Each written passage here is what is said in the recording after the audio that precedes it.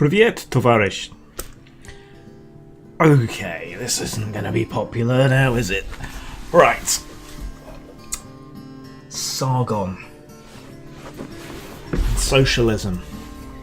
Sargon has a bit of a bee in his bonnet about socialism, doesn't he? And I don't think it's particularly justified nor particularly accurate.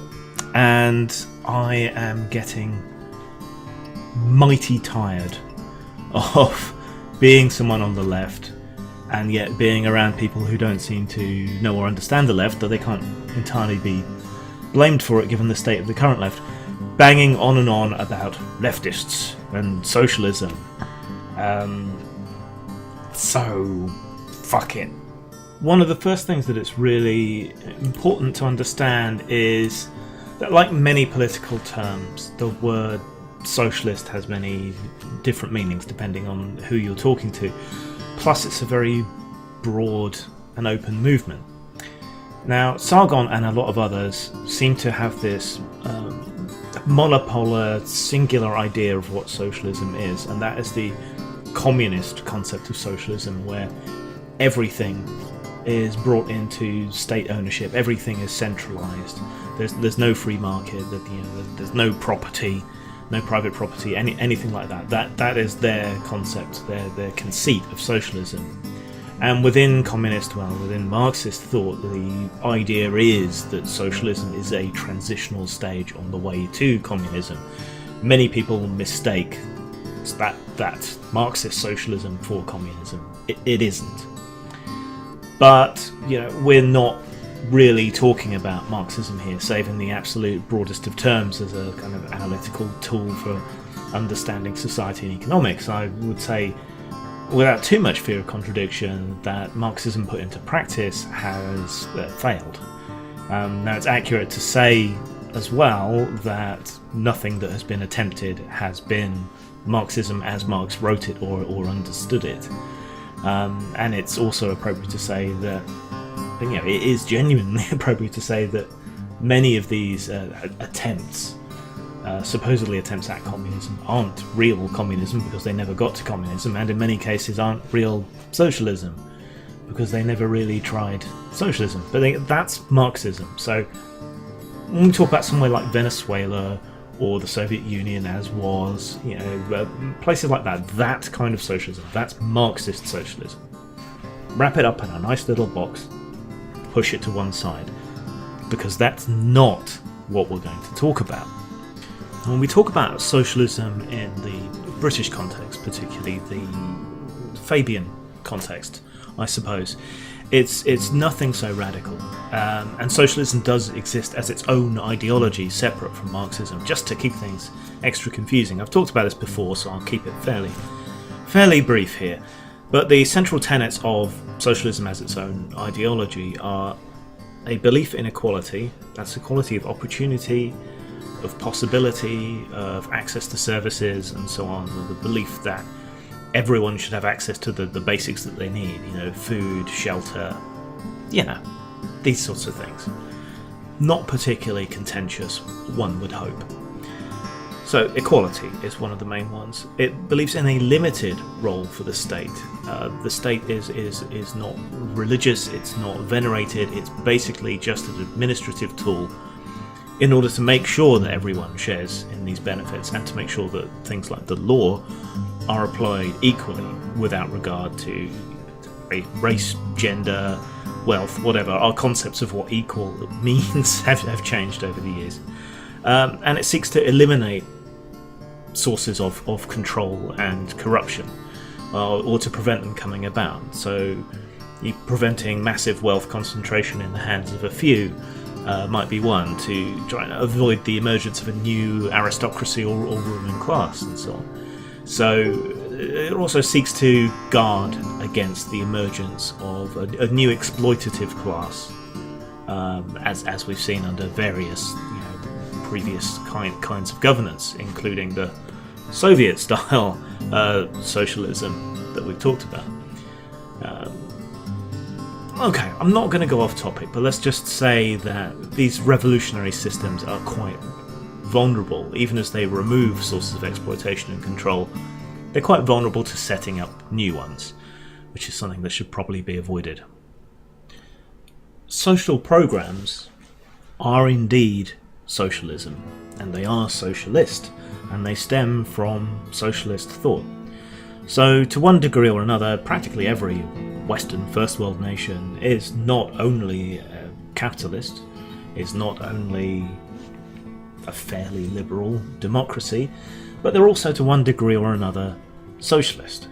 Now, the continental European nations tend to be a bit more socialist than Britain, which tends to be a bit more socialist than the US, and the Scandinavian nations, with a long history of cultural cooperation, mutual aid, local governments, that sort of thing, tend to be the most socialist of these nations.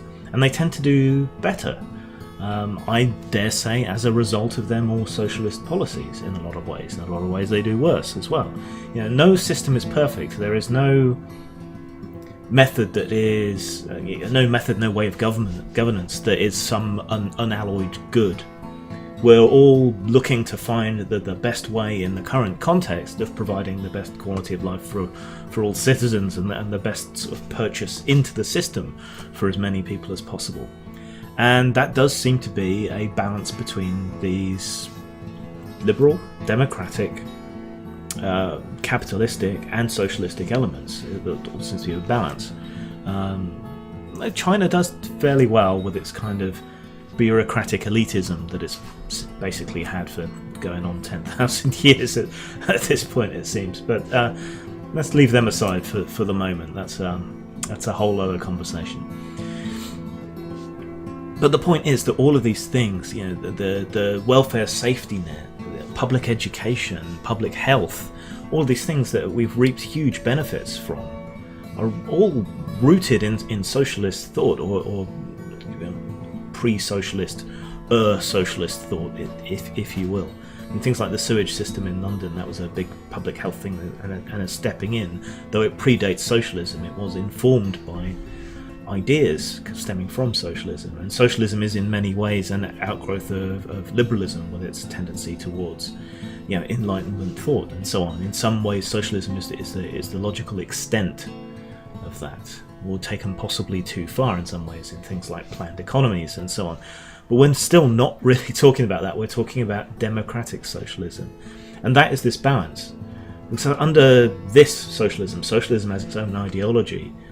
It doesn't eliminate the market, it doesn't eliminate private property, it doesn't do any of these things. It may nationalise a few key industries that may perhaps be better run in a centralised way, under a government accountable directly to the people and not run for profit. Things like health services definitely run better in this way. The same arguments can be made for certain other aspects. Power, water, telecommunications in some instances, mass transit like trains and so on.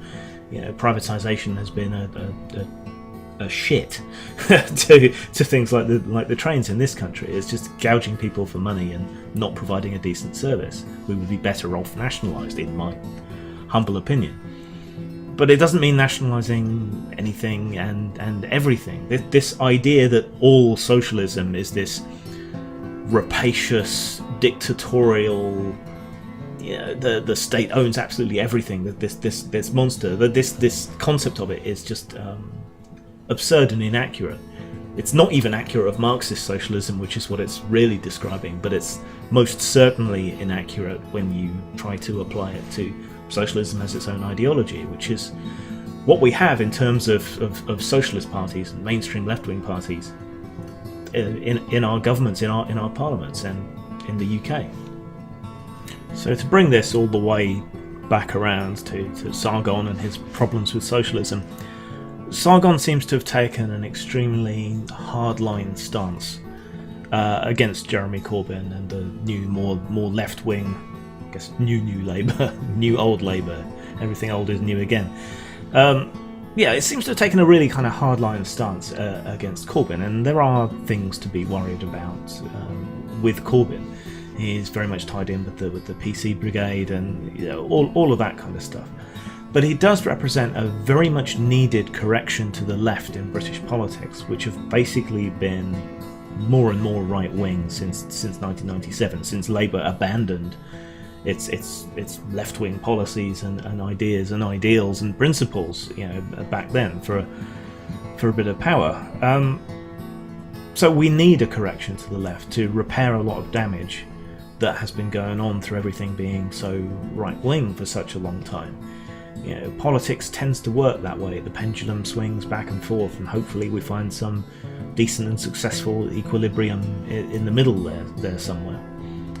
But the idea that Corbyn is some kind of Venezuelan-style dictator in waiting, that he's gonna just wander into a pie shop and nationalise Greggs off the cuff or whatever, this is ludicrous. It's a gigantic straw man. They're not presenting anything that isn't just democratic socialism, things that we've had in this country before. There's nothing radical or communist or particularly Marxist about that, even if some of the people around him are Marxists. What they're proposing is actually fairly tame. It may be a little bit too far in a lot of ways, perhaps, but we do need this correction to the left. We do need to move the money around. They're at least talking about some of these issues that are coming up, whether they will tackle them properly or not. Robotics, automation, the potential need for basic income and so on, though they seem to have a rather old-fashioned view that they should be creating bullshit jobs and government jobs for people just to do so that they have something to do. I don't think that's accurate. But this idea that Sargon has, that we're all going to be in bread lines and everything will be nationalised. You'll go down to British food store and buy your tin of generic food product number 7. This is just nonsense. It's an absurd straw man. It's a massive misrepresentation of what's even being suggested. I'm not saying they're not left-wing. I'm not saying they're not socialist in the sense that I've sketched out here. But the idea that they're these monstrous Marxist dictators who are going to ruin the country in the way that Venezuela has been fucked up, this just doesn't seem remotely likely. And honestly, in the face of the ruination that Brexit is causing, we might need something like Corbyn's Labour Party, who, even if they won't sabotage it, may at least compensate for it by creating a little more social justice in the proper sense in our society. But don't throw the baby out with the bathwater. There's a lot of good stuff in genuinely left-wing thought and politics, and socialism is not and never will be Marxism.